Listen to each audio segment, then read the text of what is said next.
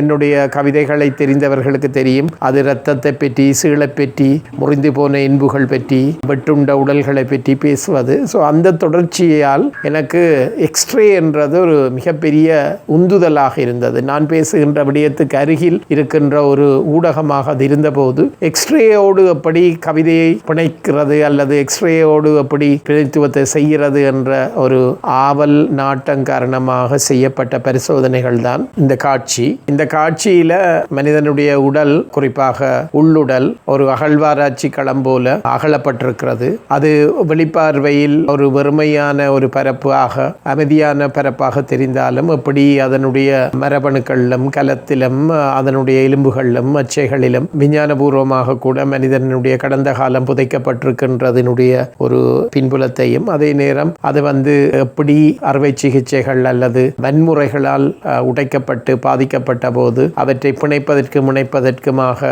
உலோகத்தாலான வெவ்வேறு விடயங்கள் பிணைப்பு கருவிகளாக வெளியில ஒரு அழகான உடலாக தெரியும் மனிதனுக்கு உள்ள இந்த எலும்புகளிலும் மச்சைகளிலும் அணுக்களிலும் திசுக்களிலும் படிந்து போயிருக்கிற மூதாதையர்கள், கடந்த காலங்கள், அவரது சொந்த வாழ்க்கைகள் என்ற விடயமும் கூடவே அவர் சந்தித்த வன்முறைகளோ அல்லது விபத்துக்களோ அல்லது அழிவுகள் காரணமாக அவர் உள்ளுடலுக்குள் இருக்கின்ற காயங்களை பொருத்தி வச்சிருக்கின்ற பொருத்துகளோ வெளியில தெரிகிறதில்லை. ஆனால் இந்த வெளிப்படையாக வசீகரமாக தோன்றுகின்ற அல்லது இயல்பாக இருக்கிற உடலுக்குள் இந்த கடந்த காலமும் அவர்கள் கடந்த வந்த வன்முறைகளும் அப்படி புதஞ்சு போயிருக்கு என்றதை சாட்சியம் சொல்ற ஒரு வேலையாகவும் தான் இது அடிப்படையில் இருக்கு. அந்த கருத்துருவக்கலை அல்லது சில வேளைகளில் பின்னவீன கலை என்று சொல்லப்படுகின்ற கலை வடிவங்கள், அவை உருவாகிய புதிய வடிவங்கள், புதிய வகையான ஊடகங்கள், இவற்றை பற்றின அறிமுகமும் பரிச்சயம் ஊடாக பெற்ற உந்துதல் இன்னொரு காரணமாக இருந்தது. இந்த ரெண்டும் சந்திக்கும் புள்ளியில் எனக்கு இன்னொரு அடிப்படையான தார்மீக கேள்வி எழுந்தது. கவிதை என்பது வெறும் சொற்களாக பார்க்கிறதா அல்லது கவிதையை